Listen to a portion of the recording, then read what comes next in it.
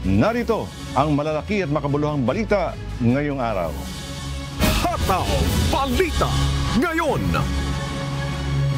Inihayag ni Pangulong Ferdinand Marcos Jr. na plano ng kanyang administrasyon na pasiglahin ang ekonomiya sa Northern Mindanao at gawing leading agricultural hub ng bansa. Ayon sa Pangulo, nakapaloob ang planong pagpapalakas sa rehiyon sa tinatawag na Northern Mindanao Regional Development Plan ng 2023 hanggang 2028. Pagtutuunan ng pansin sa programa ang pagpapalago ng agrikultura, kaya ipinatupad ang mga proyektong irigasyon sa rehiyon. Hangad po nito na gawing globally competitive at leading agricultural hub, major industrial tourism, trade center ang buong Region 10. Hataw Balita Ngayon. Naging matagumpay ang misyon ng advance team ng Atin Ito Coalition na mamigay ng langis at pagkain sa mga Pilipinong mangingisda sa Scarborough Shoal. Sa kabila ito ng ginawang panghaharang ng mga barko ng China sa Baho de Masinloc. Umabot sa 1,000 litro ng diesel fuel at 200 food packs ang naipamahagi sa mga kababayang mangingisda sa lugar. Ayon kay Akbayan President at co-convenor ng Atin Ito Coalition na si Rafaela David, ang naturang pangyayari ay mahilang tulad sa istorya ni David at Goliath kung saan ang maliit na bansang Pilipinas ay determinadong tumatayo para sa kanyang karapatan sa harap ng ginagawang panggigipit ng isang malakas na bansa. Mabuting balita, ang ating advance team ay nakaabot at nalampasan ang massive at illegal na blockade ng China sa Baho de Masinloc. Umabot sila ng 25 to 30 nautical miles away from Baho de Masinloc at kahit na sila ay sinado ng isang Chinese naval vessel, naging successful ang kanilang pamimigay ng fuel at food dun sa mga mangingisda doon. Hataw Balita Ngayon. Inaalis na ni Senate President Juan Miguel Mig Zubiri ang mga umaaligid na barko ng China sa Pag-asa Island sa Kalayaan, Palawan. Inihayag ito ng opisyal habang nasa gitna ng kanilang pagbisita sa isla kasama sina Senate Majority Leader Joel Villanueva, Senate Deputy Minority Leader J.B. Ejercito, Defense Secretary Gilberto Teodoro Jr. at iba pang Philippine Coast Guard at Philippine Navy officials. Ayon kay Zubiri, nakatanggap din umano ang kanilang sinasakyang eroplano ng radio challenge mula sa Chinese vessels. Bahagi ng ginawang pagbisita ng mga senador at mga piling opisyal ng Department of National, Philippine Coast Guard at Philippine Navy ang groundbreaking ceremony para sa itatayong barracks para sa Philippine Navy na bahagi ng pagpapalakas ng defense capability at pag-giit sa karapatan ng bansa. At gusto ko lang pong sabihin kung nakikinig po sila, ito po ang teritoryo ng Republika ng Pilipinas. Hindi po inyo ito, kaya kung pwede lumayas na kayo. Hataw Balita Ngayon. Mag-iimbestiga na rin ang Office of the Solicitor General sa kaso ni Bamban Tarlac Mayor Alice Guo. Ayon kay Solicitor General Menardo Guevara, bumuo na siya ng special team ng mga investigador upang suriin kung illegal nga ba ang pananatili sa pwesto ng alkalde. Kaugnay ito ng mga hinala na hindi Pilipino kundi isang dayuhan si Mayor Guo base sa mga naging kasagutan nito sa pagdinig sa Senado. Ayon kay Guevara, sakaling makakita ng sapat na basihan ay ang OSG mismo ang magsasampa ng co-warranto case laban kay Guo upang mapatalsik ito sa pwesto. Sa ngayon anya ay nangangalap na sila ng kinakailangang mga impormasyon mula sa Commission on Elections o COMELEC, DILG, DepEd, Philippine Statistics Authority, Bureau of Immigration at sa iba pang mga ahensya ng gobyerno. Hataw Balita Ngayon. Naniniwala ang kapwa mambabatas at miyembro ng House Ethics Committee na posibleng suspensyon o matinding babala ang ipataw na parusa ng House of Representatives laban kay dating House Speaker at ngayon Davao del Norte 1st District Representative Pantaleon Alvarez, kaugnay ng ethics complaint na kinakaharap nito. Kabilang narito ang umano'y paninirang puri sa mga kapwa-opisyal ng pamahalaan sa Davao del Norte at ang seditious remarks nito laban sa Marcos administration. Para kina Manila 6th District Representative Benny Abante at Lanao del Sur 1st District Representative Zia Alonto Adyong, mabigat ang naging mga pahayag ni Alvarez na paghikayat sa Armed Forces of the Philippines na alisin ang suporta sa pamahalaan. There's nothing wrong in actually going against government policies. Pero yung tinatawag nating withdrawing support from the administration, I would even think that would be for a public servant to say that. Sa akin, that will even go to the borders of unconstitutionality, di ba? So talagang mabigat tong usapin na ito. Kaya it's a wake up call to all of us na you are entitled naman to say your piece on certain matters, but to publicly provoke a certain institution to withdraw its support from a democratically elected administration, halimbawa government, that is something that borders legal concerns. Hataw Balita ngayon. Hihingi na ng tulong ang Land Transportation Franchising and Regulatory Board o LTFRB sa mga ahensya ng gobyerno para mahuli ang mga unconsolidated jeepneys na kinikilala na nilang bilang colorum vehicles.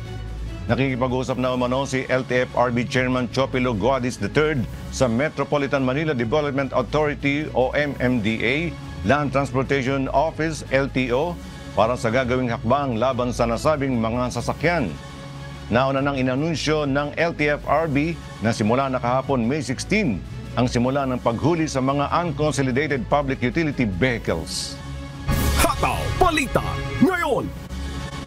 Inihayag ng State Weather Bureau Pag-asa na nasa transition period na ang bansa sa tag-ulan o rainy season dahil dito inaasahan na sa darating na mga araw na mas magiging madalas na ang mga pag-ulan sa iba't ibang bahagi ng bansa. Ayon kay Climate Monitoring and Prediction Section Chief ng Pag-asa na si Annalisa Solis, posibleng sa third quarter ng taon papasok ang La Niña kasabay ng kasagsagan ng hanging habagat o southwest monsoon. Kaya posibleng mararanasan ng malalakas na mga pag-ulan hanggang Disyembre. Maaari pong yung October, November, December na mas matataas ang tsansa na medyo mas marami po yung ulan natin na matatanggap.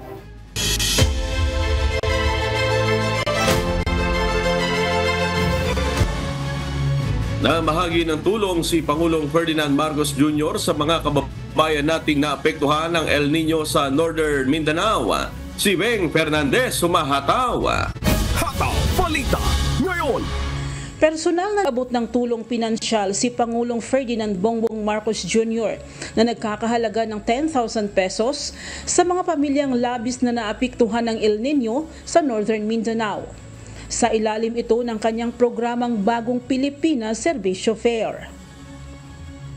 Isang ceremonial distribution ang ginanap sa Iligan City kung saan ang mga benepisaryong magsasaka at mangingisda ay mula sa Iligan City, Lanao del Norte at Misamis Occidental Province. Pagkatapos sa Iligan City ay dumiretso na ang Pangulo sa Cagayan de Oro City, kung saan makatatanggap din ng presidential assistance ang nasa 40 magsasaka, mangingisda at mga pamilyang mula sa Cagayan de Oro, mga lalawigan ng Camiguin, Bukidnon at Misamis Oriental. Ayon pa sa punong ehekutibo, maliit lang na halaga ang 10,000, subalit umaasa siya na makakatulong ito para makabangon ang mga naapektuhan ng tagtuyot. Ang sadya po namin dito ay upang personal na iabot sa ating mga lokal na pamahalaan ang presidential assistance para sa ating mga magsasaka at mangingisda na napinsala, naapektuhan ng El Nino. Nakatanggap din ng financial assistance ang iba't ibang local government unit o LGU ng Northern Mindanao. Nakapagbigay din ng tig 10,000 financial assistance ang Department of Social Welfare and Development o DSWD sa nasa 9,588 na pamilya sa rehiyon. Dagdag pa ni PBBM na nariyan lang ang gobyerno, nakaantabay at nakahandang magbigay ng tulong sa nangangailangan. Nangako rin siya na tuloy-tuloy ang programang infrastruktura at mga proyekto sa Mindanao. Tuloy-tuloy ang mga programang infrastruktura sa inyong lungsod at rehiyon, gaya ng pagpagawa ng mga paliparan, kalsada at iba pang mga proyekto. Weng Fernandez, humahataw sa Balita Ngayon.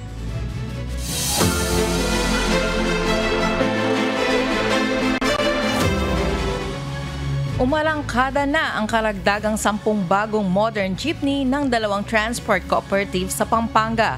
Huhulugan ito ng Kapampangan at Damayan Transport Service Cooperative sa loob ng 5 taon para matulungan ang mga jeepney driver at pasahero na naglalakbay sa San Fernando, Pampanga. Si Nestor Torres, humahataw! Hataw Balita Ngayon. Magagamit na ngayon at maaaring pakikinabangan ng Kapampangan at Damayan Transport Cooperative ang bagong 10 public utility vehicle na ginawa ng Dongfeng Motors ng China. Ang isang unit ng modern jeep ay umaabot ng 2,950,000. Ang 10 unit naman ay nagkakalaga ng nasa 29 million pesos. Huhulugan ito kada buwan ng co-op ng 63,000 pesos. At ang per day naman ay 2,100 pesos. Kinakailangan namang matapos ang paghuhulog nito ng 5 taon. Ayon kay Ringo Salonga, General Manager ng Damayan Transport Service Cooperative, kung tutusin, kakayanin naman ng co-op na maghulog ng 63,000 per month o nasa 2,100 pesos per day. Mababawi naman nila ito lalo't kung kikita sila ng 10,000 sa isang araw na biyahe. Pabor din ito sa mga driver at konduktor dahil kikita sila ng higit sa 1,000 piso sa isang araw. Umabot ng let's say 10,000 na lang ang neto. So 1,000 po yung magiging nila doon, commission. Overall 250 yung allowance kasi yung PAW 100 yung sa kanya. Tapos 500 silang pareho nung driver at yung PAW. Plus commission. Unang-una po, maraming driver na makikinabang dito dahil magdadagdag kami ng empleyado. Tulad dyan, may additional kaming 5 units, 5 driver at 5 PAW or Passenger Assistance Officer o yung conductor na tinatawag. So magiging 10 po yung dagdag naming empleyado. Ayon pa sa pinuno ng 2 kooperatiba, kung ikukumpara ang modern jeepney sa traditional jeep ay malaki anyang pagkakaiba nito. Sa traditional ay sobrang init, pawis at delikado sa heat stroke. Sa modern public utility vehicles naman ay fully air condition, may kasama pang CCTV at free wifi. Sa bayad sa pamasahe naman ay hindi nagkakalayo. Sa traditional ay may minimum na 13 pesos, habang ang modern jeepney naman ay 15 pesos kada 4 na kilometro. Sakali namang masira, sagot naman nila ng co-op at ng Dongfeng Motors ang pagpapagawa ng modern jeepney. Hindi gaya ng traditional jeep na kung masira ay sariling gastos at pagpapagawa ng driver ng jeep. Hindi naman siya ganun kataas. Parang ang tingin ng iba kasi pag aircon, mataas ang pamasahe. Hindi naman. Hindi siya ganun. Parang ganyan ang nangyari sa amin nung una eh. Namamasada kami, walang sumasakay. Dahil alam nila, mataas ang pamasahe ng air condition. So dito, ang minimum is 15 pesos lang. No? Masundan mo yung flow nito eh, maganda eh. For buyers, there will be no worries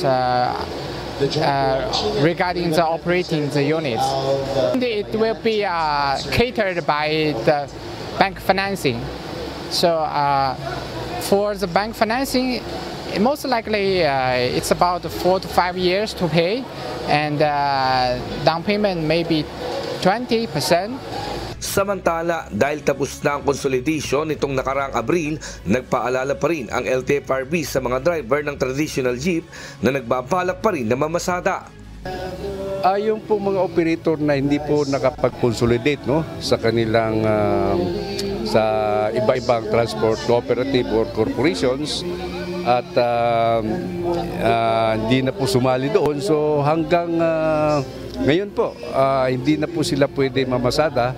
Meron po tayong order from our chairman na may coordination po tayo sa lahat ng mga law enforcement agency para po hulihin yung pong hindi po nakapag-consolidate na kanilang prangkisa.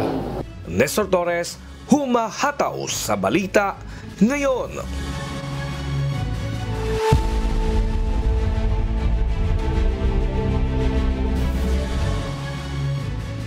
Nagdeklara ang France ng state of emergency sa New Caledonia dahil sa pagkamatay sa riot ng 3 indigenous at 1 pulis. Mahigit 2,000 pulisya ang ipinadala sa New Caledonia upang mapanatili ang kapayapaan sa isla. Mula sa Toronto, Canada, may humahataw na balita si Jenny Rico live. Hataw Balita ngayon. Yes, hello Jenny, magandang araw sa iyo. Ano ba ang dahilan ng riot sa New Caledonia na nahantong sa pagkamatay ng 4 na tao? Yes, Bert, magandang araw sa iyo. Nagsimula ang riot ng aprubahan ng mga mambabatas sa Paris, France ang isang constitutional amendment kung saan binibigyan ng karapatan ng mga residente na tumira ng at least 10 years sa New Caledonia na bumoto sa provincial elections sa lugar. Ikinabahala ito ng local residents at maging mga leader dahil maaaring ma-outnumber ang bilang ng boto ng indigenous group na Kinak. Sanhi upang magsagawa ang mga ito ng riot bilang pagpapakita ng kanilang pagprotesta sa naging desisyon ng mga mambabatas sa Paris. Idineklara ni Prime Minister Gabriel Attal ang state of emergency ng May 16, 5 a.m. local time kung saan ipinagbabawal ang mga pagtitipon at ipinasara na rin ang mga paaralan at nagpatupad na rin ng curfew. Ipinagbawal na rin ang paggamit ng social app na TikTok na umunig ginagamit ng mga nag-oorganisa at manghikayat ng rioters na sumasama sa kilos protesta. Balik sa iyo, Bert. Yes, Jenny, gaano tatagal ang state of emergency na ito? Bert, tatagal ang state of emergency na ito ng 12 days ayon kay Prime Minister Gabriel Attal. At sa loob ng 12 days na ito, Bert, mahigit 2,000 sundalo nga at pulis ang magbabantay upang mapanatiling payapa sa lugar, maging ang main ports dahil ito ay isang isla at airports ay patuloy nilang babantayan. Bert. Alright, keep us updated. Salamat, Jenny Rico, mula sa Toronto, Canada, kung saan 0.8% ng total population noong 2021 ay indigenous people. Hataw Balita ngayon. Lalong lumalala ang nagaganap na labanan sa pagitan ng Hamas at Israel sa Gaza Strip. Nadagdagan pa ito ng sumasabang relasyon ng Israel sa United Nations dahil sa mga armadong lalaki na namataan sa tabi ng mga sasakyan ng United Nations Palestinian Relief Agency. Itong humahataw na balita ni Charles Corpus. Hataw Balita ngayon. Umabot na sa mahigit na 35,000 Palestinians ang naiulat na namatay dahil sa opensiba ng Israel sa October 7 attack ay sa Gaza health officials. Nitong Martes, May 14, nadagdagan pa ito na 82 na siyang pinakamataas na bilang sa loob ng isang araw nitong mga nakaraang linggo. Namatay naman ng 3 tao at nasugatan ng 20 nang tumama ang isang Israeli airstrike sa isang shop na nasa labas ng Gaza kung saan nagtitipon ng marami upang sumagap ng internet upang kumonekta sa kanilang mahal sa buhay.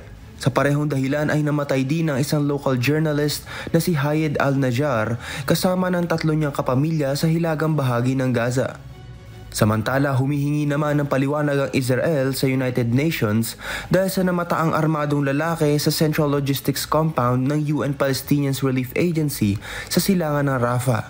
Ayon kay Israeli Ambassador sa UN na si Gilad Erdan, naging parte na ng terrorist entity ang UN dahil nakikipagtulungan ito sa Hamas at pinagtatakpan na ito. Paliwanag naman ni senior Hamas official Sami Abu Zuri, ito ay mga pulis na inatasan upang protektahan ng aid centers laban sa mga nakawan at pandarambong. Charles Corpus, humahataw sa balita ngayon. Hataw Balita ngayon. Isiniwalat na isang top United States Armed Control official na nagpapatuloy ang ginagawang pagbuo ng nuclear arsenal ng bansang China. Kasama naman sa kinukwestiyon ng Estados Unidos ang panawagan ng nasabing bansa ukol sa No First Use Treaty ng nuclear weapon. Ito ang humahataw na balita ni Daryl Angeles. Hataw Balita ngayon. Hinikayat ng China noong Pebrero ang mga bansang may malalaking arsenal ng nuclear weapon na pagkasunduan ng hindi unang paggamit ng nuclear weapon laban sa isa't isa. Wala pang inilalabas na tugon ng China sa proposal ng Estados Unidos upang mabawasan ang panganib ng nuclear weapon at may mga tanong din ng Amerika patungkol sa usaping no first use ng Beijing habang palaki naman ng palaki ang arsenal ng China. Sinabi ni United States Undersecretary of State Bonnie Jenkins sa Senate Foreign Relations Committee na ang China ay mayroong 500 operational nuclear warheads at maaaring umabot pa ng 1,000 sa taong 2030. Ang pagbuo ng Beijing ng isang mas malaki at magkakaibang arsenal ay tila nakababahala na anya. Hindi pa rin daw na pag-uusapan ng patungkol sa proposal na no first use ng China at ilan nga sa mga tanong dito ay kung paano aakma ang ideya ng no first use sa kanilang patuloy na proseso ng pagbuo ng mga sandataong nuklear at kung gaano sila seryoso rito. Ayon pa kay Jenkins, kasalukuyang walang no first use policy ang Amerika, bagamat hindi sila unang gagamit ng armas sa mga bansang sumusunod sa Nuclear Non-Proliferation Treaty. Daryl Angeles, humahataw sa balita ngayon.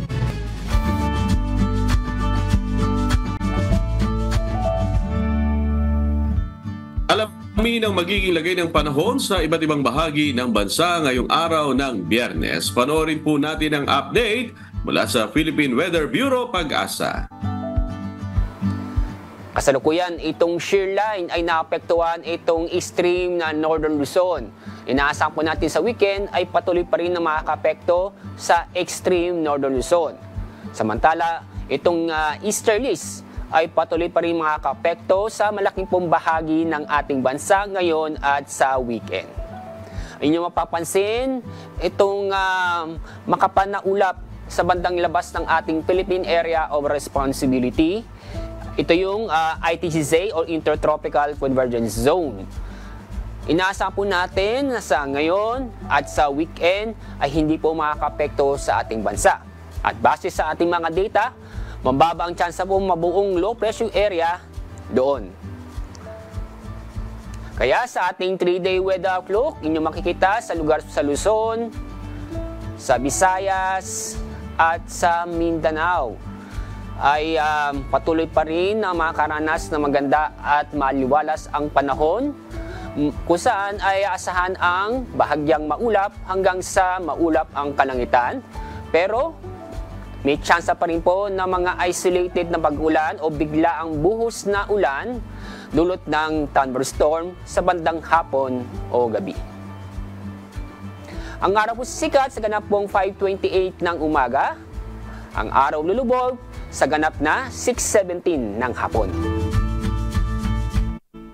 At napanood po natin ang update mula kay Pag-asa Weather Specialist Alzar Aurelio. Tandaan, sa bawat araw na ating nasisilayan, tayo magpasalamat sa Diyos na may lalang.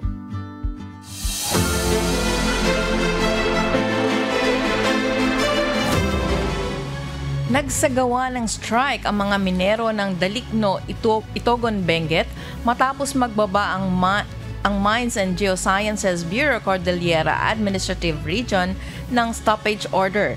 Si Grace Doctolero, humahataw. Hataw Balita ngayon.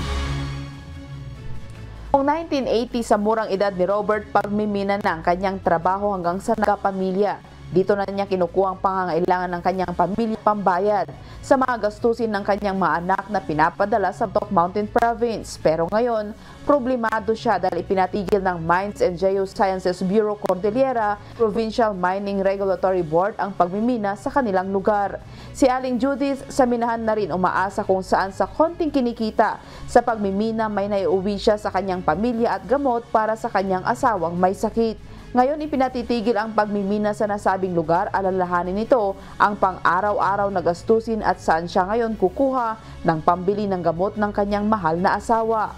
Tatangay kasla mabutbutang kami nga kota kunadan mat nga barigadahan da ito'y ko katubay pangalaan tayo nga iti ko. Kas ano tayo ngayon nga, babae, kumampay man. At pakpakaasi tayo Hindi lamang mga residente ng Itogon ang apektado sa stoppage order dahil ang mga manggagawa sa lugar ay nagmumula pa sa iba't ibang probinsya sa Cordillera at Cagayan. Dahil dito nagsasagawa ng strike ang mga manggagawa ng minahan upang igiit ang kanilang karapatan sa lupa at kabuhayan sa harap ng sapilitang pangaagaw umano ng Benguet Corporation Incorporated o BCI sa mga pocket mines ng Dumapma. Matatandaan noong nakaraang Biyernes, ibinaba ng Mines and Geosciences Bureau Cordillera Provincial Mining Regulatory Board sa mga minero at manggagawa ng Duntog Manganese Pocket Miners Association o Dumapma sa sitio Dalikno, Itogon, Benguet, maging ang pagtataas ng bayad sa mga kagamitang pangmina. Ayon kay Faye Apel, ang Regional Director ng Mines and Geosciences Bureau Cordillera o MGBCAR noong nakarang linggo, nagbabang Mines and Geosciences Bureau Provincial Mining Regulatory Board ng stoppage order sa mga pocket mine ng Dumapma dahil umano sa regulation at mga environmental issue. Sinabi naman ng pamunuan ng Dumapma bago pa man ang stoppage order, sinubukan na ng BCI o Benguet Corporation Incorporated na buhayin ng kanilang Application for Production Sharing Agreement 105 o APSA 105 na sumasaklaw sa area ng Dumapma kasamang ilang bahagi ng mga barangay ng Ampukaw at Virac. Consideration lang po para sa mga livelihood namin dito sa Duntog kasi maraming mawawalan ng kabuhayan, lalo na dahil dito lang ang pagmimina lang po yung main source ng income ng mga tao dito. Dagdag pa ni Regional Director Faye Apil, kailangan nilang mag-apply para sa minahang bayan. Sinabihan namin na mag-apply sila para makita namin tingnan namin kung ano talaga, pumasok ba sila sa Benguet Corporation or sa ISRI, and kasi kung pumasok sila sa patent ng Benguet Corporation or permit ng they have to get the consent of the kagaya ng ginawa ng LIPMA, di ba?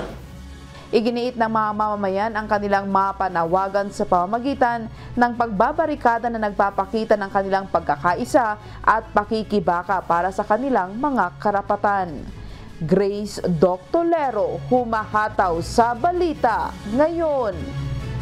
Hataw Balita Ngayon. Ngayong buwan ng Mayo, pinagdiriwang ang Safe Motherhood Week dahil nagpapaalala ang Department of Health Bicol kaugnay sa maayos at tamang pagdadalang tao ng isang ina. Si Brian Baldarahe, humahataw! Hataw Balita Ngayon. Nakiisa ang Department of Health Bicol sa pagdiriwang ng Safe Motherhood Week ngayong buwan ng Mayo, kung saan ipinaalala sa mga nanay ang pagpapahalaga ng tamang proseso ng pagdadalang tao. Kabilang sa mga programa na binigyan diin ng ahensya ay ang importansya ng prenatal at postpartum care ng isang ina mula pagbubuntis hanggang sa ito ay manganak. Malaki kasi ang nagiging bahagi nito sa pagpapatibay ng immune system ng isang bata habang ito ay lumalaki. Kabilang sa muling ipinaalala ng Kagawaran ng Kalusugan ay ang kahalagahan ng mga bakuna na itinuturok sa ina at sa mga sanggol na bagong silang. Lumalabas kasi sa pag-aaral na mas mataas ang tsansa ng isang bata na mahawahan ng sakit kung hindi nito natanggap ang karampatang bakuna para sa isang sanggol, lalo pat may mga sakit ngayon na ang karaniwang tinatamaan ay mga bata, gaya ng measles, rubella at maging ang nakamamatay na pertussis. Yan pong prematurity po or malnutrition po, isa po itong risk factor para sa isang bata o sa isang sanggol para mas mabilis po siyang mahawaan ng sakit. Hindi lang naman po sa pertussis, kahit na anong klaseng sakit po, kapag high risk ang isang sanggol or kahit po ang isang tao, usually po the very old and the very young. Sa datos na inilabas ng Department of Health noong May 9, lumalabas na 5 beses na mas mataas ang bilang ng measles at rubella cases ngayon taon sa buong bansa, kung saan umabot ng 2,264 cases, mas mataas sa 397 na kaso na naitala lamang sa kaparehong buwan noong nakalipas na taon. Kasabay nito, nais din solusyonan ng ahensya ang problema sa vaccine hesitancy sa rehiyon na isa sa nagiging sanhi para magkaroon ng problema sa kalusugan ng isang ina at sanggol. Lagi namin pong dinidiin kung ano po yung epekto ng pagpapabakuna. katulad po nitong mga nakakahawang sakit, may iwasan sana po natin, no? Lalo na po kapag available yung bakuna. Kasi kapag available po ang bakuna at ayaw magpabakuna, may expiration po ang mga bakuna natin. Mababa ang bakuna natin, darating po ang sakit, syempre, ito po ay nakakahawa, no? Mahawa po yung ibang hindi kumpleto ang bakuna. Kabilang din sa tinalakay ng DOH ay ang Cervical Cancer Awareness Month, World No Tobacco Day at Road Safety Month. Pinangunahan ni DOH Officer-in-Charge Director Rodolfo Antonio Albornoz ang pagtitipon kasama ang mga opisyal ng ahensya. Dito nanawagan din ng tulong ang DOH Region 5 sa media group sa rehiyon kaugnay sa pagpaparating ng tamang impormasyon at edukasyon sa kahalagahan ng maayos na kalusugan. Brian Baldarahe, humahataw sa balita ngayon. Hataw Balita ngayon. Muling binuksan ng Department of Trade and Industry o DTI ang kanilang diskwento caravan sa Plaza Mayor, Ciudad de Balanga sa Bataan. Si Melanio Aquino, humahataw. Hataw Balita ngayon. Sinimulan itong Miyerkules, May 15 ang 3 araw na balik eskwela diskwento caravan ng Department of Trade and Industry o DTI sa Plaza Mayor, Ciudad de Balanga sa Bataan. Nais ng departamento na mabigyang pagkakataon ng mga kababayan nating mga Bataenyo na makapag-avail ng mga mura at dekalidad na bilihin para sa kanilang pangangailangan. Programang ito para sa mga mamiling Bataenyo para mas mapalapit sila sa mas mumurang bilihin pero dekalidad na mga produkto. Magpapatuloy ang operasyon ng DTI Diskwento Caravan hanggang ngayong araw ng Biyernes, May 17, simula alas 8 ng umaga hanggang alas 9 ng gabi. Mabibili rito ang food and non-food items tulad ng mga home decor, perfume, ornamental at edible plant, bag at lahat ng mga pangunahing pangangailangan ng mga mamimili at marami pang iba. Kabilang sa mga nakilahok sa nasabing diskwento caravan ay ang higit sa 50 micro, small and medium entrepreneurs o MSMEs. Nagmula ang ilan sa mga ito sa Marikina, Bulacan, Pampanga, Nueva Ecija, Quezon City at mga karatig probinsya ng Bataan, samantala 39 naman ang nagmula sa buong lalawigan. Ayon naman kay Ginang Melinda Gamboa Pinto, isa sa mga negosyanteng kabilang sa Diskwento Caravan, malaking tulong umano ang nasabing proyekto ng DTI sa gaya nilang mamumuhunan. Malaking tulong sir sa dagdag puhunan of course.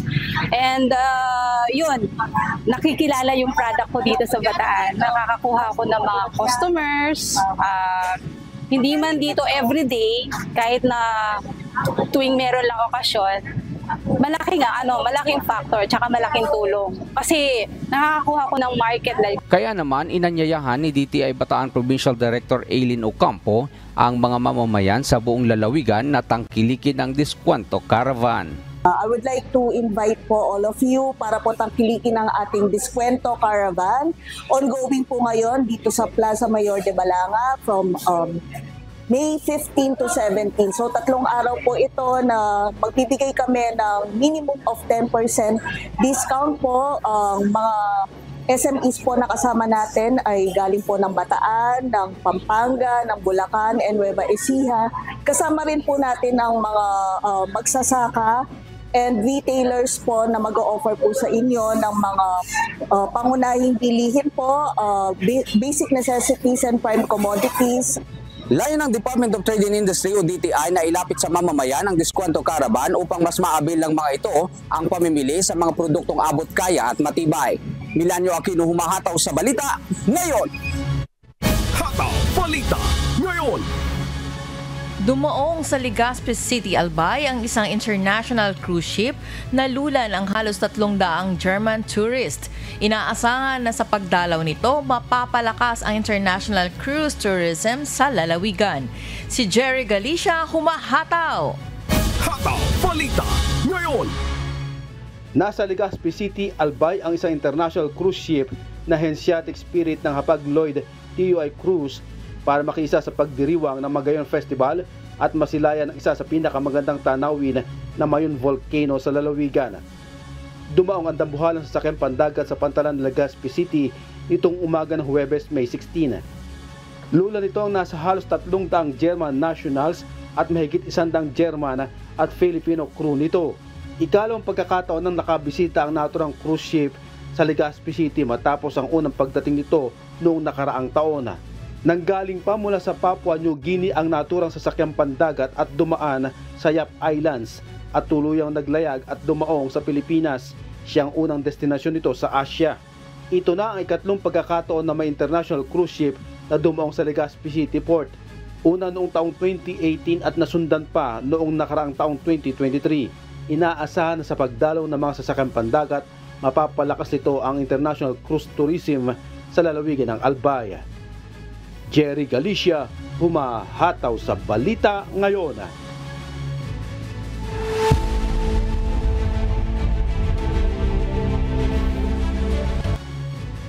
Nagbabanta ang walang tigil na masamang lagay ng panahon sa Central at Eastern United States kung saan mahigit sa 20 million ang inaasahang maaapektuhan.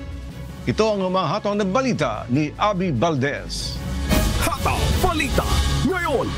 Nakatanggap muli ang mga bahagi ng Central at East United States ng panibagong round na malalakas na bagyo na umabot hanggang Miyerkules, May 15 at may kasama itong banta ng tornadoes lalo na sa Florida. Ayon sa Storm Prediction Center ng National Weather Service, mahigit sa 20 milyon tao ang nasa panganib na matinding kondisyon ng bagyo mula sa Florida Peninsula hanggang sa Southern Plains at sa Carolinas at nag-issue ng Tornado Watch sa 19 counties sa Central at Northern Florida. Kinailangan mag-issue ang Federal Aviation Administration ng temporary ground stops sa Tampa International Airport at Orlando International Airport noong Miyerkules habang mahigit 1 oras sa delay ang naranasan sa mga international airports sa Miami at Fort Lauderdale. Sa paghina ng masamang lagay ng panahon sa Florida ay magsisimula ma-develop ang mga bagyo na may kasamang malalaking hail, malakas na hangin at tornado sa buong Southern Plains lalo na sa Central Oklahoma, Southern Kansas at sa Texas Panhandle. Nakapailalim din ang Carolinas at Southern Virginia sa maraming weather advisories habang ang mga bahagi ng Eastern Ohio at Western Pennsylvania ay inaasahang makararanas din ng mga pag-ulan. Abby Valdez, humahataw sa Balita Ngayon. Hataw Balita Ngayon. Balik eskwelahan na ang mga mag-aaral sa Thailand. Ngunit pinangangambahan bumalik ang mga ito sa online class dahil sa iba't ibang banta sa kalusugan. Ito ang humahataw na balita ni Paula Porta. Hataw Balita Ngayon. Muling bumalik sa paaralan ang mga estudyante sa pagbubukas ng panibagong term sa Thailand ngayong taong 2024. Ngunit maaaring maging online class muli ito dahil sa banta sa kalusugan ng mga mag-aaral. Kabilang narito ang COVID-19, sobrang init na panahon at polusyon sa hangin ayon sa pambansang pamahalaan. Ayon sa Office of Basic Education Commission o OBEC, handa naman ang mga paaralan sa bansa sa mga naturang sitwasyon, partikular na ang matinding init ng panahon, pagkalat ng COVID-19 at malalang haze pollution. Maaring mamili ang mga ito kung kakanselahin ng on-site classes o mag-online para sa kalusugan ng mga bata, guro at mga tauhan sa paaralan. Naghahanda na rin ang Office of Basic Education Commission o OBEC sa mga isyu na nakakaapekto sa mental health ng mga mag-aaral. Paula Porta, humahataw sa Balita Ngayon. Hataw Balita Ngayon. Nahihirapang kumita sa bansang China ang mga kumpanyang McDonald's, Apple at Tesla. Samantala, naglabas ng bagong update sa kanilang AI ang Google at ipinakita nila kung paano ito may integrate sa kanilang mga produkto. Ito ang humahataw na balita ni James Bontuyan. Hataw Balita Ngayon. Nahaharap ang mga kumpanyang gaya ng McDonald's, Apple at Tesla sa mga hamon ng China sa kanilang ekonomiya. Dala ito ng pagbagsak ng ekonomiya ng China sa matinding kompetisyon mula sa mga lokal na kumpanya. Nagkakaroon ng price wars, partikular sa mga electric vehicles, dahilan para maapektuhan ang Tesla na lumiliit na ang market shares. Dahil dito, nag-aalok ng mga discounts at binabago ng mga foreign companies ang kanilang mga estratehiya. Sa kabila ng mga hamon, itinuturing pa rin ang China na isang mahalagang merkado na may potensyal na paglago.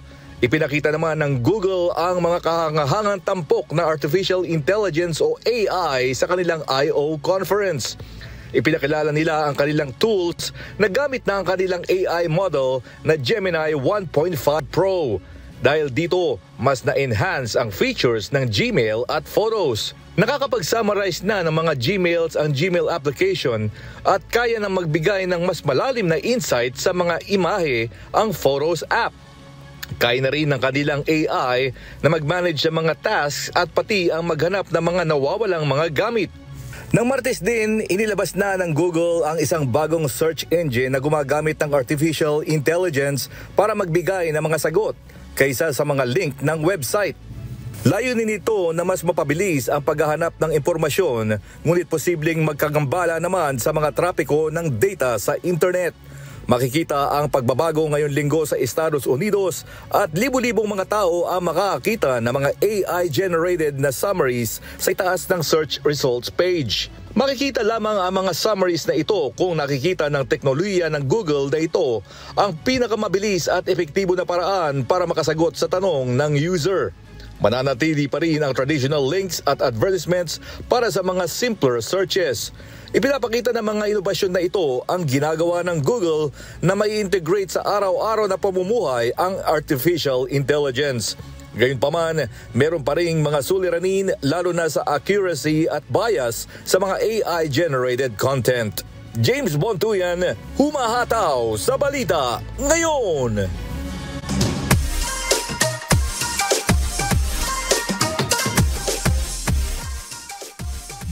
Ito na. Ang hindi natin makalilimutan ng pinakaabangan nating lahat. Mary Jo, pwede bang bumate? Ikaw pa ba, amigo? Pwedeng-pwede. Narito ang pagbati ng ating kababayan. Hello po sa aking family sa Philippines, sa Retiro, Quezon City. Kamusta na po, Ma, Pa, and Nathan? Miss you po. Ingat po kayo dyan. Ayan, at sa ating super mabilis na shoutout. Shoutout po sa lahat ng nasa MCGI Clinic sa Marikina City, sa dental team ng MCGI Clinic ni Kuya, Sis Marita Cruz, Sis Crisanta Batanes, Brad Ismael Isabedra, at sila Elena Yang, Emma Chikuhara, mga suki natin, si Rosita Nebrida, at Chef Lee Official. Ayan, shoutout po sa inyo. Mary Jo. Amigo, binabati ko naman yung mga kasama natin dyan na nasa Taipei, Taiwan, si Chris, si Amiel, at saka si Pao, at sa lahat mga nanonood dyan sa Dolgoji sa Seoul, South Korea. Ikaw naman, Bert. Binabati ko yung ating mga regular na taga-subaybay dyan sa Magalang, Pampanga, si Apong Mading at si Darang Aida, ang Alboroto family. Siyempre sa Kalipogi, si Mr. Adelardo at Miss Josepina Cañada. Binabati ko rin ang aking mahal na ina, aking nanay. Salamat sa Diyos sa buhay at lakas na kaloob sa inyo.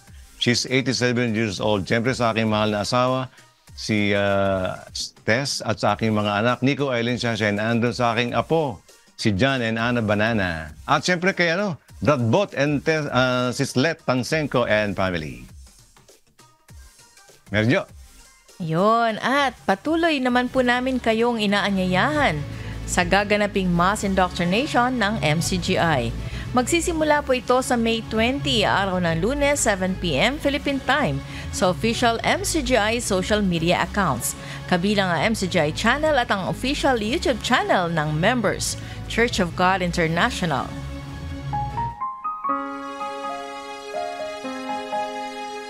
At sa aming ibabahaging mga salita ng Diyos na ating sandigan, mula sa unang Juan, Kapitulo 2, talatang 9. Ang nagsasabing siya'y nasa liwanag at napumpuot sa kanyang kapatid ay nasa kadiliman pa hanggang ngayon.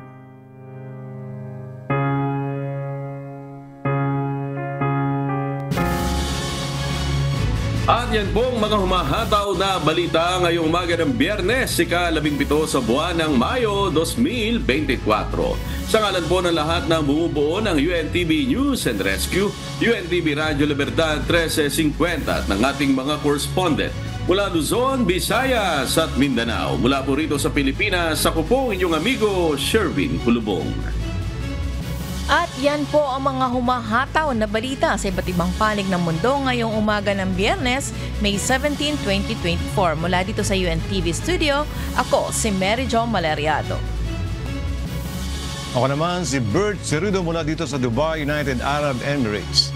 At dito sa UNTV at sa UNTV Radyo La Verdad 1350, Diyos ang aming sandigan, serbisyo publiko ang aming pinahahalagahan. Susunod na ang Good Morning Kuya. Salamat po sa Diyos at magandang umaga.